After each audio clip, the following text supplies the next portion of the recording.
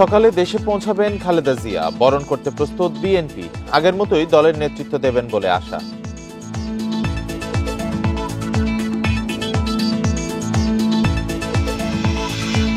রাজধানীতে নকল ব্র্যান্ডের বিপুল আটা ও চাল জব্দ, আটক এক। সরকারি গুদামের মোড়ক পাল্টে বিক্রির অভিযোগ।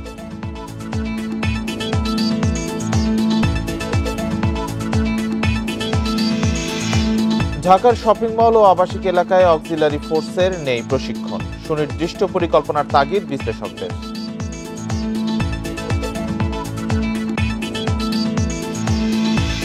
ভারতের এক পেশে পদক্ষেপে আঞ্চলিক উত্তেজনা, দাবি পাকিস্তানের পররাষ্ট্রমন্ত্রীর। পররাষ্ট্র উপদেষ্টাকে টেলিফোন।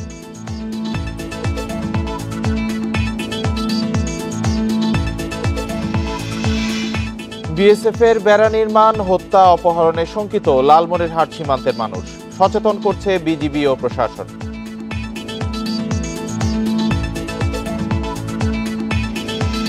স্বাগত ইন্ডিপেন্ডেন্ট সংবাদের সাথে আছি রাকিব আহমেদ। শিরোনামগুলো জানাচ্ছিলাম, এবার যাব বিস্তারিত খবরে। লন্ডনে চিকিৎসা শেষে দেশের পথে রয়েছেন বিএনপি চেয়ারপারসন বেগম খালেদা জিয়া। তাকে বহনকারী বিশেষ বিমানটি সকাল 10:30টায় হযরত শাহজালাল আন্তর্জাতিক বিমানবন্দরে পৌঁছানোর কথা রয়েছে। দলের চেয়ারপারসনকে বরণ করতে নানান প্রস্তুতি নিয়েছে বিএনপি। নেতাদের আশা, দেশে ফিরে আগের মতোই দলের নেতৃত্ব দেবেন তিনি। খালেদা জিয়াকে অভ্যর্থনা জানাতে ভোর থেকে বিমানবন্দর সড়কে জড়ো হচ্ছেন বিএনপি নেতাকর্মী সহ সর্বস্তরের মানুষ। লন্ডনে উন্নত চিকিৎসা শেষে প্রায় 4 মাস পর দেশে ফিরছেন 3 বারের সাবেক প্রধানমন্ত্রী ও বিএনপির শীর্ষ নেতা বেগম খালেদা জিয়া। খালেদা জিয়ার সঙ্গে দেশে ফিরছেন তার 2 পুত্রবধূ ডাক্তার জুবাইদা রহমান ও সৈয়দা শর্মিলা রহমান। দেশনেত্রী বেগম খালেদা জিয়া চিকিৎসা শেষে দেশে আসছেন, তারই অর্থ হচ্ছে যে উনি আগের থেকে ভালো আছেন। সেজন্যই জনগণ অত্যন্ত আশাবাদী এবং উৎসাহী যে তিনি এসে তার যে দল, যে দলের চেয়ারপারসন উনি, তিনি দলকে নেতৃত্ব দিবেন। বিএনপির পক্ষ থেকে অঙ্গ সহযোগী সংগঠনগুলোর নেতাকর্মীদের গুলশান থেকে বিমানবন্দর পর্যন্ত 11টি নির্ধারিত স্থানে থাকার নির্দেশনা দেওয়া হয়েছে। ম্যাডাম প্রায় 10 ঘন্টা যে জার্নি করে তিনি আসবেন, সে আসার পরে যদি বাসায় তার পৌঁছাতে আরও 4-5 ঘন্টা লেগে যায়, তাহলে ম্যাডাম শারীরিকভাবে আরও অনেক বেশি অসুস্থ হয়ে পড়বেন। এই জায়গাটাকে আমরা মাথায় রেখে আমরা মোটরসাইকেল বহর নিয়ে যাতে কেউ না আসে এবং গাড়ির সামনে কেউ হাঁটবেন না, এবং সামনে একটি আমাদের খোলা জিপের মতো একটা ভ্যানের মতো থাকবে, সেখানে বলা হবে মাইকে যাতে রাস্তাটি যাতে কেউ যানজটের সৃষ্টি না করে। ভিড় ও জনদুর্ভোগ এড়াতে সড়কের পাশে দাঁড়ানো সহ দেয়া হয়েছে নানা পরামর্শ। পরীক্ষা আছে আপনার এসএসসির 2টা সাবজেক্ট পড়ে, তো যেহেতু ঢাকা বিমানবন্দর থেকে কাকলি পর্যন্ত ম্যাডাম আসবেন এবং স্বাভাবিকভাবেই একটা আপনার জনসমাবেশ হবে, সেই কারণে আমরা যেটা অনুরোধ করতে চাই সংশ্লিষ্ট সবাইকে, কোন রকমের রাস্তায় যেন কেউ না দাঁড়ায়, ট্রাফিক বিঘ্নিত না করে, যাতে করে পরীক্ষার্থীদের কোনো অসুবিধা হয়। কাতারের আমিরের দেওয়া এয়ার অ্যাম্বুলেন্সে সকাল 10:30টায় দেশে ফেরার কথা খালেদা জিয়ার। Jahanara Parvin, Independent News, Dhaka. রাজধানীর এলিভেটেড এক্সপ্রেসওয়েতে আজ সকাল 7টা থেকে দুপুর 1টা পর্যন্ত সিএনজি ও মোটরসাইকেল চলবে, জানিয়েছে ঢাকা মহানগর পুলিশ।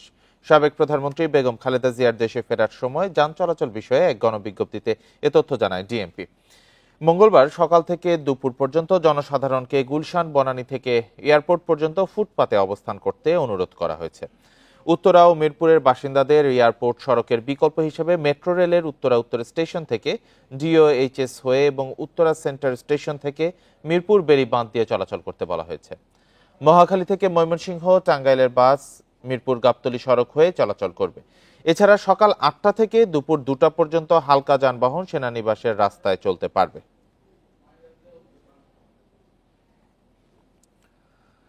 রাজধানীর গ্যান্ডারিয়া ও শ্যামপুরে 2টি গুদামে অভিযান চালিয়ে প্রায় 26 টন আটা ও 16 টন চাল জব্দ করেছে যৌথ বাহিনী। সোমবার রাতের অভিযানে ঘটনাস্থল থেকে একজনকে আটক করা হয়। মোড়ক পাল্টে সরকারি খাদ্য গুদামের চাল, আটা বিক্রি হতো আরকে এন্টারপ্রাইজ নামের একটি প্রতিষ্ঠানে। গোপন সংবাদের ভিত্তিতে সোমবার গভীর রাতে রাজধানীর গ্যান্ডারিয়া ও শ্যামপুরের দুটি গুদামে অভিযান চালায় যৌথ বাহিনী। জব্দ করা হয় খাদ্য অধিদপ্তরে সিলযুক্ত বিপুল পরিমাণ চাল ও আটা। আরকে এন্টারপ্রাইজের ব্যানারে একটি প্রতিষ্ঠান গোপনে খাদ্য অধিদপ্তরের আটা ও চালের বস্তা সংগ্রহ করে। পরে সেগুলোর মোড়ক পাল্টে নতুন নাম দেয়া হয় নুরানি আটা ও নুরানি চাল, যা সরবরাহ করা হতো দেশের বিভিন্ন প্রান্তে। অভিযানে দুটি গুদাম থেকে জব্দ করা হয় প্রায় ২৬ টন আটা ও ১৬ টন চাল। এ বিষয়ে উপস্থিত খাদ্য অধিদপ্তরের কর্মকর্তারা সন্তোষজনক ব্যাখ্যা দিতে পারেননি। যে চালগুলো জব্দ করা হয়েছে এগুলো দেখা গেল যে সব খাদ্য অধিদপ্তরের লেখা চাউলের বস্তা সুকুশলে নিয়ে আছে বলতেছি আর কি, সব বস্তা নিয়ে আসে নাই, মানে এটা একদিনে কাজ করে না, এটা অনেক দিন ধরে কাজ করেছে বলে ধারণা হচ্ছে আর কি স্যার। অভিযানের খবর পেয়ে গুদামের মালিক ও সংশ্লিষ্ট কর্মচারীরা পালিয়ে গেলেও জিজ্ঞাসাবাদের জন্য একজনকে আটক করে যৌথ বাহিনী। মোট ৫২৬টা চালের বস্তা এবং হচ্ছে ৩১৬টা হচ্ছে আটার বস্তা। সেটা হচ্ছে যে ৫০ কেজিটি বেশি, ২২টা বস্তা হচ্ছে শুধুমাত্র ২৫ কেজি চালের, বাকি সবই ৫০ কেজি বস্তা। আমরা যাদেরকে মানে এখানে হাতে নাতে ধরেছি তার বিরুদ্ধে আমরা আইনগত ব্যবস্থা নিতে যাচ্ছি এবং সেখান থেকে হচ্ছে আমরা জানার চেষ্টা করব যে কোন চক্রটা এর সাথে জড়িত।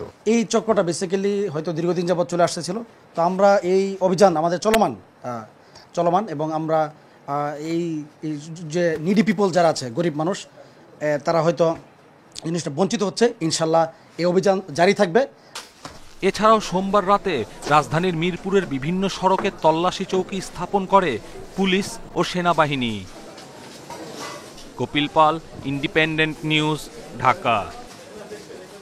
ঢাকার শপিং মল ও আবাসিক এলাকায় কাজ করা অক্সিলারি ফোর্স সদস্যরা পাননি কোনো প্রশিক্ষণ, এমনকি পরিচয়পত্র ছাড়া কোনো ব্রিফিংও পাননি ৪২৬ সহায়ক পুলিশ অফিসারের অনেকে।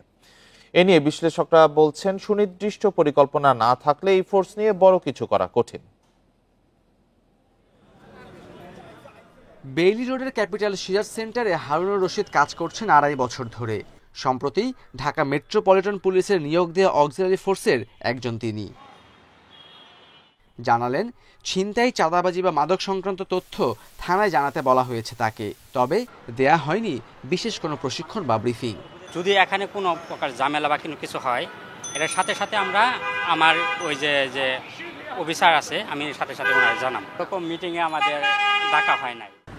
ডিএমপি বলছে, ঢাকার নানা স্পটে অক্সিলারি ফোর্স কর্মরত ৪২৬ সদস্য রয়েছেন ডিএমপির ৫০ থানার ওসির তত্ত্বাবধানে, আর তারা কাজ করছেন মূলত নিজ কর্মস্থলের আশেপাশে। তারা স্বাধীনভাবে কোনো তদন্ত বা কোনো পুলিশের যে কাজগুলো সেগুলো করবে না, বাট পুলিশের কাজে সহায়তা করবে এবং তাদের সামনে সংগঠিত কোনো অপরাধ নিবারণের চেষ্টা করবে। এই ক্ষেত্রে পুলিশের যে আইনগত ক্ষমতা সেটা তাদের থাকবে, সাথে সাথে তাদের যে জবাবদিহিতা সেটাও নিশ্চিত করা হয়েছে। এ নিয়ে অপরাধ বিশ্লেষকেরা বলছেন, অক্সিলারি ফোর্সের এসব সদস্যের কাছে বড় কিছু আশা করা অবান্তর। পুলিশ যে স্বপ্ন বা প্রত্যাশা নিয়ে এটি গঠন করেছে তা পূরণ হওয়া বেশ কঠিন। অক্সিলারি ফোর্সের আলাপটা যেদিন থেকে শুরু হয়েছে তার সেই থেকে শুরু করে আজ পর্যন্ত পুলিশ নিজেই স্পষ্ট না যে অক্সিলারি ফোর্সকে কিভাবে তারা সম্পৃক্ত করবে, তাদের কাছ থেকে কিভাবে সহযোগিতা চায় বা অক্সিলারি ফোর্স বলতে আসলে তারা কাদেরকে বোঝাতে চায়। এখন প্রশ্ন হচ্ছে যে বাংলাদেশে এই যে কমিউনিটি ভিত্তিক যে পুলিশিং যে ব্যবস্থা একটাও সফল হয়নি, সেটা বিট পুলিশিং বলুন, কমিউনিটি পুলিশিংয়ের বলুন। এই অক্সিলারি ফোর্সকে কার্যত করতে চাইলে এ প্রশ্নে পুলিশ সদর দপ্তরকে আরও সুস্পষ্ট পরিকল্পনার পরামর্শ দিচ্ছেন বিশ্লেষকেরা। Khaled Raihan, Independent News, Dhaka. সরকার কোনো গণমাধ্যম বন্ধের পক্ষে নয়, তবে আওয়ামী লীগ আমলে নিবন্ধন পাওয়া সংবাদ মাধ্যমের বিষয়ে তদন্ত হবে, জানিয়েছেন তথ্য উপদেষ্টা মাহফুজ আলম। বিশ্ব মুক্ত গণমাধ্যম দিবস উপলক্ষে তথ্য ভবনে এক আলোচনায় তিনি বলেন, ফ্যাসিবাদ কায়েমের অস্ত্র হিসেবে শেখ হাসিনা গণমাধ্যমকে ব্যবহার করেছেন। রাজনৈতিক হয়রানির উদ্দেশ্যে করা মামলা পর্যালোচনার আশ্বাস দেন তিনি। সাংবাদিক কল্যাণ ট্রাস্টের আয়োজনে বিশ্ব মুক্ত গণমাধ্যম দিবসের আলোচনায় যোগ দেন আওয়ামী লীগ সরকারের নিপীড়নের শিকার সাংবাদিক ও তাদের স্বজনরা। বলেন, গণহত্যায় জড়িত অনেক পুলিশ গ্রেপ্তার হয়নি এখনো। ওই মুহূর্তে আমাদের সেমিনারে জানানো হয় 15 বছরে 61 জন সাংবাদিক খুন হয়েছেন, সর্বোচ্চ 8 জন নিহত 2024 সালে। 1.5 দশকে বিশ্ব মুক্ত গণমাধ্যম সূচকে 44 ধাপ পিছিয়েছে দেশ, তবে এবছর এগিয়েছে 16 ধাপ। গণমাধ্যমের দুর্দশার জন্য সাবেক ফ্যাসিস্ট সরকারই দায়ী বলেন জ্যেষ্ঠ সাংবাদিকেরা। রাজনৈতিক মামলাগুলো এক কলমের খোঁচায় আপনারা প্রত্যাহার করুন। আমি বারবার বলছি, আমি নিজেও কিন্তু এখনো আসামি। ফ্যাসিবাদ এবং স্বাধীন গণমাধ্যম একসাথে চলতে পারে না। একই ব্যক্তি বা দল বছরের পর বছর, যুগের পর যুগ, দশকের পর দশক তারা যাতে ক্ষমতায় না থাকতে পারে। গণমাধ্যম সংস্কার কমিশনের প্রধান বলেন, আর্থিকভাবে স্বনির্ভর না হলে গণমাধ্যমের স্বাধীনতা আরও বিপন্ন হবে। তারা যদি অন্যের করুণার উপরে, অন্যের পৃষ্ঠপোষকতার উপরে নির্ভরশীল থাকেন, তাহলে যাদের করুণার উপরে নির্ভরশীল থাকবেন, যাদের পৃষ্ঠপোষকতার উপর নির্ভরশীল থাকবেন, তাদের কাছে স্বাধীনতা ছাড় দিতে হবে। তথ্য মন্ত্রণালয় জানায়, সম্প্রতি সাংবাদিকদের বিরুদ্ধে 266টি মামলার মধ্যে 74টি হয়রানির এবং 29টি ব্যক্তিগত কারণে করা হয়। ট্রাইব্যুনালে 4টি মামলায় আসামি কয়েকজন। তথ্য উপদেষ্টা জানান, হয়রানিমূলক মামলা পর্যালোচনা হবে। পেশাদারিত্বের জায়গা থেকে প্রশ্ন করা আরেক জিনিস, আর মেলাইন করা অথবা সাংবাদিকতাটাকে একটা দলের একটা আদর্শের প্রোপাগান্ডা আকারে ইউজ করা, এটা আলাদা জিনিস। উপদেষ্টা বলেন, কয়েকটি পত্রিকা জুলাই অভ্যুত্থানকে আন্দোলন লেখে, যা কাম্য নয়। সরকার কোনো সংবাদ মাধ্যমকে মব সন্ত্রাসের শিকার হতে দেয়নি বলেও জানান তিনি। Sultana Jahan Mitu, Independent News, Dhaka. NCP নেতা হাসনাত আব্দুল্লাহর উপর হামলার ঘটনায় মামলা হয়েছে গাজীপুরের বাসন থানায়। সোমবার সন্ধ্যায় 100 জনের নাম উল্লেখ সহ অজ্ঞাতদের আসামি করে মামলাটি করেন দলটির গাজীপুর সদরের আহ্বায়ক আলামিন খন্দকার। রোববার আটক করা 54 জনকে মামলায় গ্রেপ্তার দেখানো হয়েছে। হামলায় জড়িত কাউকে ছাড় না দেওয়ার হুঁশিয়ারি স্বরাষ্ট্র উপদেষ্টার। রোববার সন্ধ্যায় গাজীপুরের বাসন এলাকায় এনসিপির দক্ষিণাঞ্চলের মুখ্য সমন্বয়ক হাসনাতের গাড়িতে হামলা চালায় 10 থেকে 12 জন। এতে কাজ ভেঙে হাত কেটে যায় এনসিপি নেতার।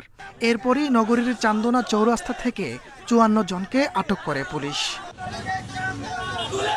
হামলার ঘটনায় সোমবার সন্ধ্যায় 100 জনের নাম সহ অজ্ঞাতদের আসামি করে মামলা করেন এনসিপির গাজীপুর সদরের আহ্বায়ক আলামিন খন্দকার। জড়িতদের দ্রুত গ্রেপ্তারের দাবি তার। পুলিশ প্রশাসনের কাছে আমরা অনুরোধ জ্ঞাপন করেছি যে আপনারা সুষ্ঠু তদন্তের মাধ্যমে কোনো নিরীহ ব্যক্তি যেন এর দ্বারা ক্ষতিগ্রস্ত না হয়, প্রকৃত ভিকটিম যারা আছে তাদেরকে ফাইন্ড আউট করে আইনের আওতায় আপনারা নিয়ে আসেন। পুলিশ জানিয়েছে, আসামিদের ধরতে একাধিক টিম কাজ করছে। রোববার রাতে আটককৃতদের গ্রেপ্তার দেখানো হয়েছে।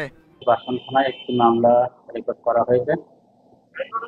মামলার বর্তমানে তদন্তাধীন আছে। ঘাতক বা যারা অরাজক পরিস্থিতি সৃষ্টি করার চেষ্টা করতেছে তাদেরকে আমরা আইনের আওতায় আনার চেষ্টা করতেছি। এই হামলায় জড়িত কাউকে ছাড় না দেওয়ার হুঁশিয়ারি স্বরাষ্ট্র উপদেষ্টার। মঙ্গলবার সচিবালয়ে সাংবাদিকদের এ কথা জানান তিনি। যারা এইটা দুই একটা ঘটনা ঘটার চেষ্টা করবে তাদের কাউরে ছাড় দেওয়া হবে না। কালকে আপনারা জানেন যে 54 জন অলরেডি আমরা কিন্তু রাত্রেই কিন্তু তাদের ধরে ফেলছি। কারণ ভবিষ্যতে যদি কেউ করার চেষ্টা করে আমরা এই ঘটনা ঘটার আগেই যেন ধরতে পারি, এই ব্যবস্থা আমরা করব। হাসনাত আব্দুল্লাহর উপর হামলার প্রতিবাদে সোমবার লক্ষ্মীপুর, গাইবান্ধা সহ বিভিন্ন স্থানে বিক্ষোভ মিছিল করেছে জাতীয় নাগরিক পার্টি। তাপস সরকার, ইন্ডিপেন্ডেন্ট নিউজ।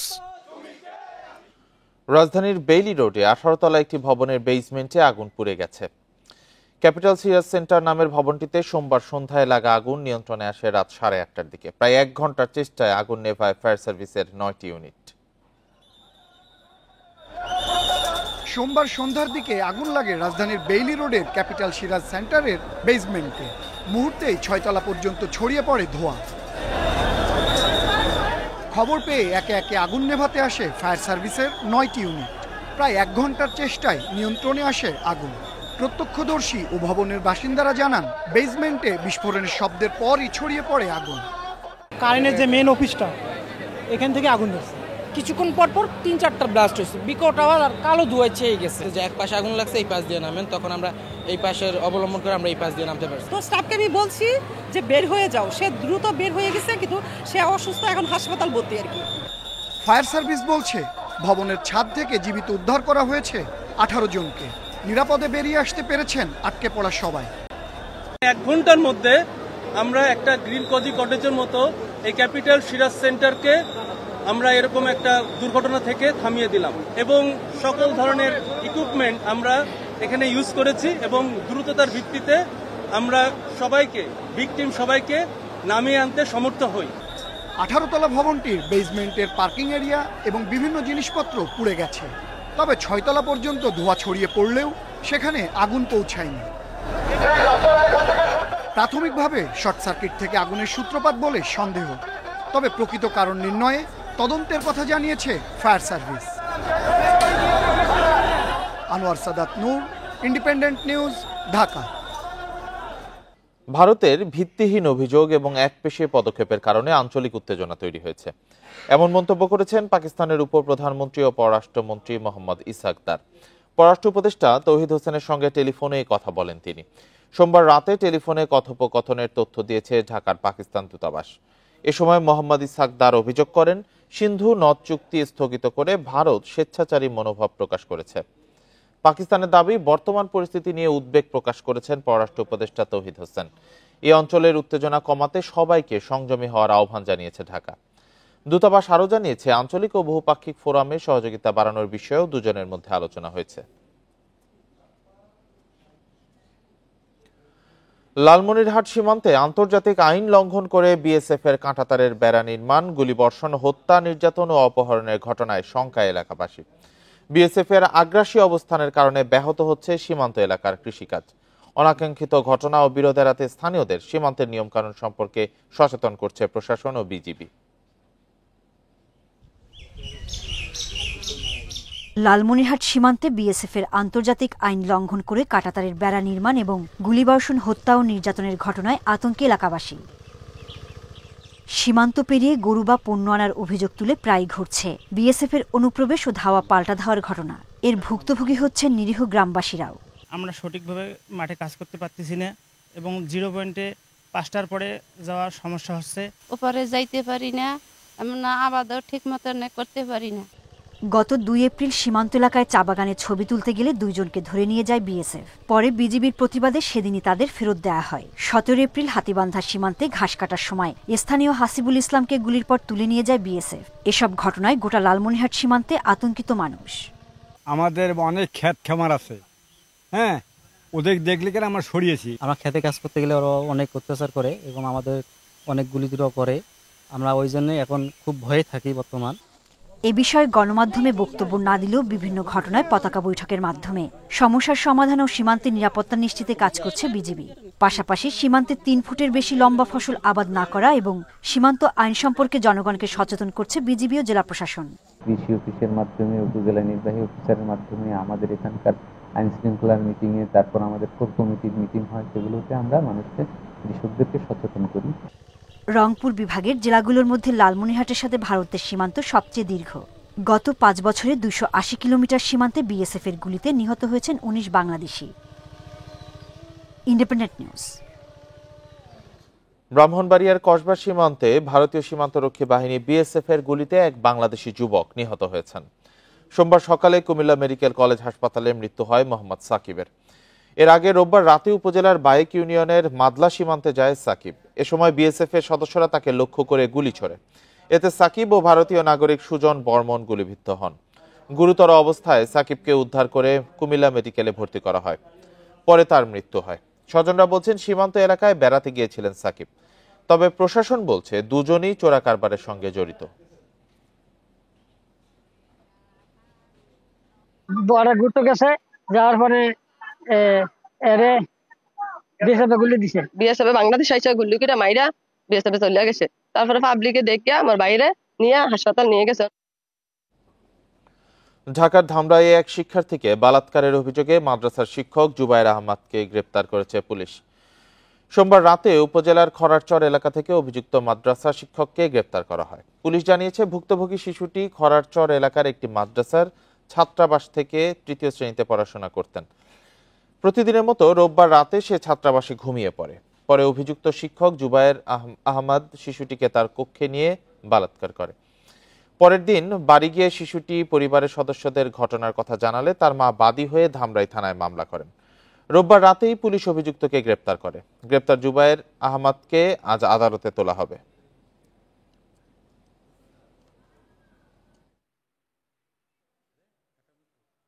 সংবাদ প্রাপ্তির সাথে সাথে আমরা ঘটনাস্থলে যাই এবং ভিকটিমকে উদ্ধার করি। পরবর্তীতে আমরা উক্ত আসামিকেও অ্যারেস্ট করতে সক্ষম হই এবং ইতিমধ্যেই আমরা মামলা গ্রহণ করেছি। আর আসামিকে কোর্টে সোপর্দ করা হবে। 5 মাস ধরে ঝুলে আছে 43তম বিসিএস এর 227 প্রার্থীর গেজেট। সরকার থেকে সমাধানের আশ্বাস দেওয়া হলেও এখনো গেজেট হয়নি। দাবি আদায়ে 1 সপ্তাহ ধরে অনশন করছেন বঞ্চিতরা। এতে 4 জন অসুস্থ হয়ে হাসপাতালে চিকিৎসাধীন রয়েছেন। 43তম বিসিএস এর প্রিলিমিনারি লিখিত ও মৌখিক পরীক্ষা শেষে 2023 সালের 26 ডিসেম্বর 2163 জনকে নিয়োগের সুপারিশ করে সরকারি কর্ম কমিশন। ভেরিফিকেশন শেষে 99 জনকে বাদ দিয়ে গত বছরের 15 অক্টোবর 2064 জনকে চূড়ান্তভাবে নিয়োগ দিয়ে প্রথম গেজেট প্রকাশ করে জনপ্রশাসন মন্ত্রণালয়। আবার 30 ডিসেম্বর ওই প্রজ্ঞাপন বাতিল করে প্রথম সুপারিশকৃত 2163 প্রার্থীর মধ্য থেকে স্বাস্থ্য পরীক্ষা অনুপস্থিত 40 জন এবং গোয়েন্দা সংস্থার প্রতিবেদন বিবেচনায় সাময়িকভাবে অনুপযুক্ত 227 জন সহ 267 জনকে বাদ দিয়ে 1896 জনকে নিয়োগের দ্বিতীয় প্রজ্ঞাপন জারি করে জনপ্রশাসন মন্ত্রণালয়। গত 5 মাস ধরে এসব প্রার্থী তাদেরকে গেজেটভুক্ত করার দাবিতে নানা কর্মসূচি পালন করে আসছিল। সরকারের পক্ষ থেকে সমাধানের আশ্বাস দেয়া হলেও কোনো ব্যবস্থা নেওয়া হয়নি। এবার 1 সপ্তাহ ধরে ঢাকা বিশ্ববিদ্যালয়ের রাজু ভাস্কর্যের পাদদেশে আমরণ অনশনে বসেছেন বেশ কয়েকজন প্রার্থী। নিউজ হচ্ছে বা এত কিছু হচ্ছে, তাদের পক্ষ থেকে আমরা এখন পর্যন্ত কোনো ধরনের কনসার্ন পাই নাই। শুধুমাত্র আশাই দেওয়া হয়েছে, কিন্তু আশার কোনো বাস্তবায়ন তো নাই। গেজেট বঞ্চিতরা বলছেন যারা নির্দোষ তাদের সবাইকে গেজেটভুক্ত করতে হবে। বিসিএস হওয়ার পরে চাকরিতে যোগ দিতে না পারায় সামাজিকভাবে হেয় হতে হচ্ছে। তাদের গেজেট নিশ্চিত করা এবং সরকারি চাকরির যে ভেরিফিকেশন নীতিমালা আছে সেটি স্বচ্ছ করা। 2-3 কর্মদিবসে যে কাজটা হয়ে যায় সেই কাজটা আজকে 4 মাস পেরিয়ে 5 মাসেও হচ্ছে না। আমাদের নিজেদের গেজেট ফিরে পাওয়ার জন্য আমরা মন্ত্রণালয় থেকে শুরু করে বিভিন্ন জায়গায় ছোটাছুটি করি। শিক্ষকরা বলছেন নিরপরাধদের চাকরি থেকে বঞ্চিত করা জুলাই গণঅভ্যুত্থানের চেতনার সাথে সাংঘর্ষিক। কোনো লিগ্যাল গ্রাউন্ড ছাড়া, কোনো যুক্তিসঙ্গত কারণ ছাড়া যারা এত বছর ধরে এত সাধ্য সাধনার পর একটা সরকারি চাকরি পেল, তাদেরকে এই ধরনের অন্যায়ভাবে বঞ্চিত করা, এটা আমার কাছে মনে হয় একটা অমার্জনীয় অপরাধ। এদিকে এ বিষয়ে জনপ্রশাসন মন্ত্রণালয় থেকে আনুষ্ঠানিক কোনো বক্তব্য দেয়নি, তবে সমস্যা সমাধানে কাজ চলছে বলে জানিয়েছে তারা। নূরে আলম, ইন্ডিপেন্ডেন্ট নিউজ, ঢাকা। রোগীর প্যাথোলজিক্যাল স্যাম্পল বা জৈব নমুনা পরীক্ষার জন্য বিদেশে পাঠাতে সরকারের অনুমোদন লাগবে। সোমবার এই বিষয়ে নির্দেশনা জারি করে স্বাস্থ্য অধিদপ্তর। আর্থিক অনিয়ম আর নাগরিকদের জৈব বৈশিষ্ট্য চুরির শঙ্কায় এই সিদ্ধান্ত নেওয়া হয়েছে। সব ধরনের পরীক্ষা নিরীক্ষা দেশেই হয়। এসব পরীক্ষার জন্য ডায়াগনস্টিক সেন্টার আছে কয়েক হাজার, তবে বেশিরভাগেরই পরীক্ষার মান নিয়ে আছে প্রশ্ন। এজন্য ক্যান্সার সহ বেশ কিছু জটিল রোগের উন্নত চিকিৎসায় রোগীর নমুনা পাঠাতে হয় দেশের বাইরে। এসব নমুনা পাঠাতে সরকারের অনুমোদন নেওয়া হয় না, তাই কারা কিভাবে পাঠায় সেই তথ্য জানে না সরকার। এই প্রক্রিয়াকে শৃঙ্খলায় আনতেই স্বাস্থ্য অধিদপ্তরের নির্দেশনা জারি। আমাদের জনগণের কোনো নিজস্ব কোনো স্যাম্পল বিদেশে গবেষণাকারী চলে যাচ্ছে কিনা, এগুলো কিন্তু আমাদের কাছে কোনো তথ্য নেই। এই কারণে বলেছে যে আমরা এই সকল স্যাম্পল যদি পাঠাতে হয় তাহলে বৈধ অনুমতি পত্রের মাধ্যমে পাঠাতে হবে। সেই অনুমতি পত্রের সঙ্গে স্বাস্থ্য মন্ত্রণালয় জড়িত, অনুমতির সঙ্গে আমাদের বাংলাদেশ ব্যাংক জড়িত, অনুমতির সঙ্গে রপ্তানি উন্নয়ন ব্যুরো জড়িত। আমি মনে করি সবার সঙ্গে কথা বলে বৈধ অনুমতির মাধ্যমে পাঠাতে হবে। নির্বিচারে বিদেশে নমুনা পাঠালে দেশের জন্য ঝুঁকি তৈরি হয় বলে জানান বিশেষজ্ঞরা। তবে অনুমোদন নিতে গিয়ে রোগীরা যেন ভোগান্তিতে না পড়েন খেয়াল রাখার তাগিদ তাদের। যে এ ব্যাপারে একটা সুস্পষ্ট নীতিমালা তৈরি হওয়া উচিত, কারণ এর কোনো ঝুঁকি জড়িত থাকে এবং বায়োলজিক্যাল স্যাম্পল জড়িত সাথে আমাদের জেনেটিক যে প্রবণতা বা আমাদের যে জেনেটিক বৈশিষ্ট্য সেগুলো পাচার হয়ে যাওয়ার সম্ভাবনা থাকে। সুতরাং সেটা কিন্তু নিরাপত্তা ঝুঁকি তৈরি করে দেশের জন্য। দেশের বাইরে নমুনা পাঠাতে কোনো বেসরকারি প্রতিষ্ঠানের এককভাবে অনুমোদন নেই। Hasan Misbah, Independent News, Dhaka. মাথারবাড়ি বন্দরের জন্য ২৭ কিলোমিটার সংযোগ সড়কে খরচ হচ্ছে প্রায় ১৩,০০০ কোটি টাকা। গত সরকারের আমলে জাইকার অর্থায়নে নেওয়া এই প্রকল্পের প্রতি কিলোমিটারে খরচ হচ্ছে রেকর্ড ৪৭৬ কোটি টাকা। যোগাযোগ বিশেষজ্ঞরা বলছেন, G2G চুক্তিতে দ্বিপাক্ষিক ঋণের শর্তের বেড়াজালি মূল কারণ। ঠিকাদার পরামর্শক নিয়োগে প্রতিযোগিতার অভাবে বেড়েছে খরচ। মহেশখালীর মাতারবাড়িতে নির্মাণাধীন দেশের প্রথম গভীর সমুদ্র বন্দরকে কক্সবাজারের সঙ্গে যুক্ত করতে ২৭.২ কিলোমিটার সড়ক তৈরি করা হচ্ছে, যার ২৬ কিলোমিটারই হবে ২ লেনের।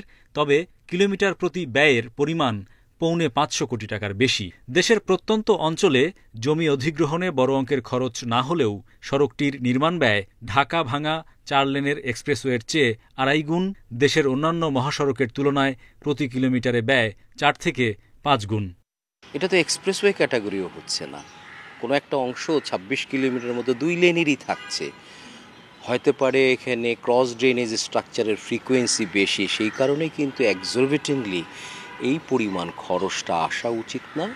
দুদফা সময়ের সঙ্গে প্রকল্পের ব্যয় বেড়ে হয়েছে ১২,৯৪২ কোটি টাকা, যার ৯,৩৯৭ কোটি টাকাই জাপানি সংস্থা জাইকার ঋণ। পর্যবেক্ষকরা বলছেন, G2G ঋণ সহজ শর্তের মোড়কে একরকম ফাঁদ। তাদের মতে, সরকারি ক্রয় নীতিমালা অনুযায়ী জাইকার প্রকল্পে পুনরায় নিলামের সুযোগ থাকে না, অংশ নেয় কেবল জাপানের ঠিকাদার পরামর্শক সিন্ডিকেট। যদি ১৫%-এর বেশি চলে আসে আমাদের পিপিআর এর গাইডলাইন অনুযায়ী, আমরা কিন্তু রিটেন্ডারে চলে যাই যৌক্তিকীকরণ করার জন্য। এই জাইকার প্রজেক্টে তাও করা যায় না, তো যার ফলে হয় কি, খরচগুলি টেন্ডার স্টেজেই কিন্তু রেটটা অনেক বেশি হয়ে যায়, যেহেতু রিটেন্ডার করা যাচ্ছে না এবং এটা কম্পিটিটিভ একটা বিডিং হচ্ছে না। পাশাপাশি এর ওভারহেডগুলি অনেক বেশি। সহজ শর্তে ঋণ নিতে গেলে তার সাথে কিছু কনসালটেন্টের বোঝাও আমাদের উপর চাপিয়ে দেওয়া হয়। আমরা যদি বলি নেব না, আমাদের নিজেদেরই আছে, তাহলে বড় প্রজেক্টটাই আর নিও না। ভবিষ্যতে যৌক্তিক খরচে বড় অবকাঠামো উন্নয়ন প্রকল্প বাস্তবায়নে দ্বিপাক্ষিক ঋণের পরিবর্তে এডিবি, বিশ্বব্যাংকের মতো বহুপাক্ষিক সংস্থার ঋণ এবং পাবলিক প্রাইভেট পার্টনারশিপকে উৎসাহিত করছেন বিশেষজ্ঞরা। Hari Saha, independent News, Dhaka. বরিশালে ৬ শতাধিক প্রাথমিক বিদ্যালয়ের ভবন এখন লক্ষাধিক শিক্ষার্থী শিক্ষকের শঙ্কার কারণ হয়ে দাঁড়িয়েছে। দীর্ঘদিন ধরে মেরামত না হওয়া এসব বিদ্যালয় ভবন ব্যবহারের অনুপযোগী হয়ে পড়েছে। তবে বরাদ্দ পেলে দ্রুত ভবনের মেরামত করা হবে বলে আশ্বাস সংশ্লিষ্টদের। বরিশাল নগরীতে দিয়াপাড়া সরকারি প্রাথমিক বিদ্যালয় প্রতিষ্ঠিত হয় ১৯৪৩ সালে। দীর্ঘ সময় সংস্কার না হওয়ায় এখন জরাজীর্ণ হয়ে পড়েছে ছাদ। ২০১২ সালে ৩টি শ্রেণীকক্ষ পরিত্যক্ত ঘোষণা করেছে এলজিইডি। তারপরও বাধ্য হয়ে সেখানেই চালাতে হচ্ছে শিক্ষা কার্যক্রম। প্রাকৃতিক বিপর্যয় আসলেই আমরা কিন্তু আমাদের শিশুদেরকে নিয়ে মাঠে চলে যেতে হয়। আকাশে যদি মেঘ করে তখন আমরা বাচ্চাদের নিয়ে ছুটে নিরাপদে কোথায় থাকবো সেই টেনশনে আমরা থাকি। দুর্যোগ তো অনেক বড় ব্যাপার, বা বর্ষা সবসময় পানি পড়ে, পানি ছাদ চুয়ে পানি পড়ে। একই পরিস্থিতি নগরীর সাগরদী রূপাতলী সরকারি প্রাথমিক বিদ্যালয়ের। প্রায় খসে পড়ে ছাদের পলেস্তরা। এতে বিভিন্ন সময় শিক্ষক সহ অনেকেই আহত হয়েছেন। এক একটা ভীম এবং ওয়াল ভেঙে ভেঙে পড়ছে, এতে বাচ্চা আহত হচ্ছে, শিক্ষক আহত হচ্ছে। এমন পরিস্থিতিতে সন্তানের শিক্ষার চেয়ে সুরক্ষা নিয়ে বেশি চিন্তিত অভিভাবকরা। আমরা বাসায় বাচ্চাদের এখানে রাখি, যখন বাসায় যাই তখন অনেক টেনশন থাকে। ঝুঁকিপূর্ণ বিল্ডিং, এটা মেরামত করা অবশ্যই দরকার। আমরা বাসায় নিশ্চিন্তে বসতে পারি না, কারণ এই জায়গা ঝুঁকিপূর্ণ, কখন কি হইতে পারে। বিদ্যালয় ভবনের দুরবস্থার কথা স্বীকার করে দ্রুত সংস্কার ও মেরামতের আশ্বাস প্রাথমিক শিক্ষা উপপরিচালকের। ঝুঁকিপূর্ণ বিদ্যালয় যে সকল উপজেলার অধীন সেই তালিকাগুলো অধিদপ্তরে প্রেরণ করা হয়েছে। আমরা আশা করছি আগামী PDB 5-এ এই সকল ঝুঁকিপূর্ণ বিদ্যালয়ের জায়গায় পুনঃ ভবন প্রতিষ্ঠা হবে। বরিশাল বিভাগের ৬ জেলায় ৬,২৪১টি প্রাথমিক বিদ্যালয়ের মধ্যে ৬৪৬টিতে শিক্ষা কার্যক্রম চলছে ঝুঁকিপূর্ণ অবস্থায়। Independent news. নির্মাণের 4 বছর পরও জনবলের অভাবে চালু হয়নি সিরাজগঞ্জে মুলিবাড়িতে নির্মিত ট্রমা সেন্টার। ফলে অযত্ন অবহেলায় পড়ে আছে হাসপাতালটি।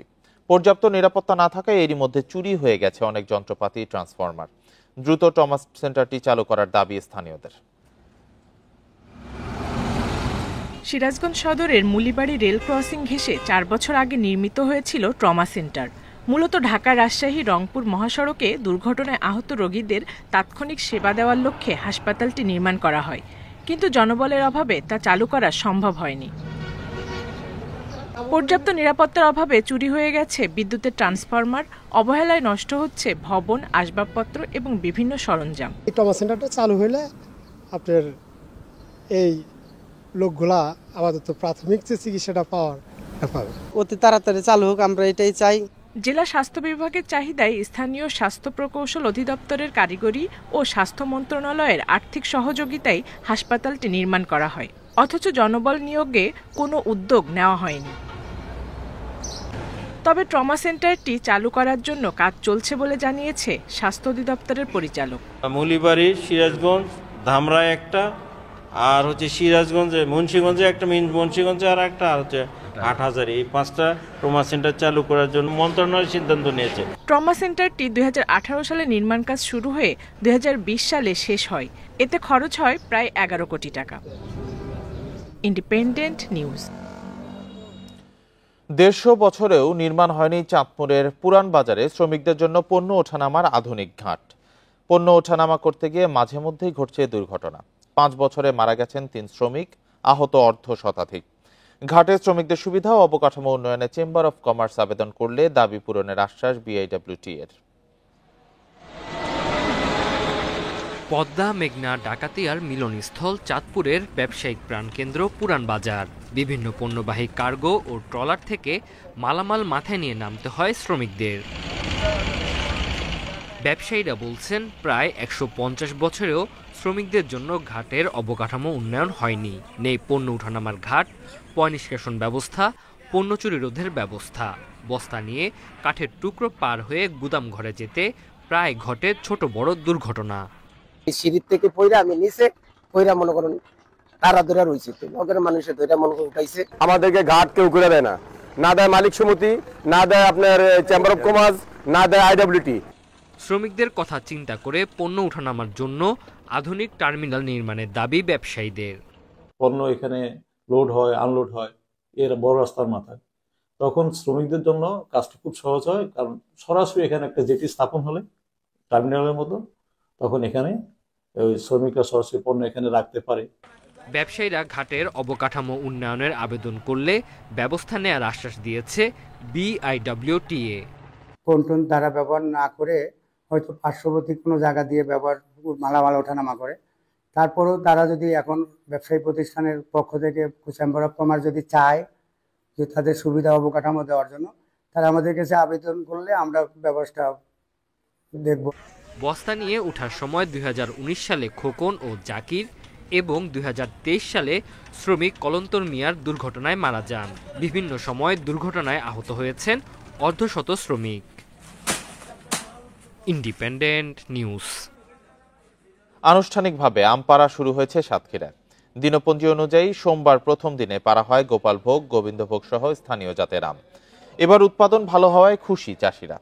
আর সপ্তাহখানেক পরে 70 টন আম বিদেশে রপ্তানি হবে বলে জানিয়েছেন কৃষি কর্মকর্তারা।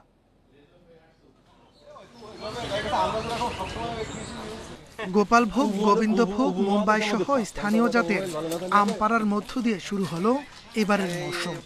প্রশাসনের দিনপঞ্জি অনুযায়ী সোমবার সকালে সাতক্ষীরার সদর উপজেলার ফিংরি এলাকায় এই কার্যক্রমের উদ্বোধন করেন জেলা প্রশাসক। দেশ বিদেশে সাতক্ষীরার আমের চাহিদা থাকায় দিনে দিনে বাড়ছে আমের চাষ। গুণগত মান বজায় রাখতে আম চাষিরা ছিলেন তৎপর। এবার উৎপাদন ভালো হওয়ায় খুশি চাষিরা। আমরা বাইরে যদি রপ্তানি করতে পারি তাহলে মনে করেন আমরা চাষিরা একটু লাভবান হবো বেশি। অফিসার আছে, তিনি যেভাবে আমাদের পরিচালনা করতে বলেছেন আমরা সেভাবে পরিচালনা করে আমরা সুন্দর করে তুলেছি। পূর্ণ কেমিক্যালের ছোঁয়া ছাড়াই অনলাইন অফলাইনে সাতক্ষীরার সুমিষ্ট আমগুলো সারা দেশে পৌঁছে দেব। চলতি মৌসুমে সাতক্ষীরা থেকে 70 টন আম বিদেশে রপ্তানি হওয়ার আশা কৃষি কর্মকর্তাদের। আবহাওয়াজনিত কারণে আমাদের সাতক্ষীরা আমটা অত্যন্ত সুন্দর আছে, ভালো আছে, মানসম্মত আছে। এখানে আমরা একটা এস্টিমেট আমাদের আছে যে আমরা এখানে প্রায় 400 কোটি টাকার বাণিজ্য এখানে হয়ে থাকে মাত্র 25 থেকে 30 দিনে। আমাদের এবছর প্রায় 70 মেট্রিক টন আম বিদেশে রপ্তানির সম্ভাবনা আছে। জেলার 5000-এর বেশি বাগানে 4100 হেক্টরের বেশি জমিতে হয়েছে আম চাষ। উৎপাদনের লক্ষ্যমাত্রা ধরা হয়েছে 70,000 টন। আগামী 20 মে হিমসাগর, 27 মে ল্যাংড়া এবং 5 জুন থেকে আম্রপালি পাড়ার তারিখ নির্ধারণ হয়েছে। Independent news. আর এই ছিল এখনকার সংবাদে। ইন্ডিপেন্ডেন্ট টেলিভিশনের সব খবর আরো বিস্তারিত জানতে চোখ রাখুন ফেসবুক, ইউটিউবে, এক্সে। সাথে থাকার জন্য ধন্যবাদ সবাইকে।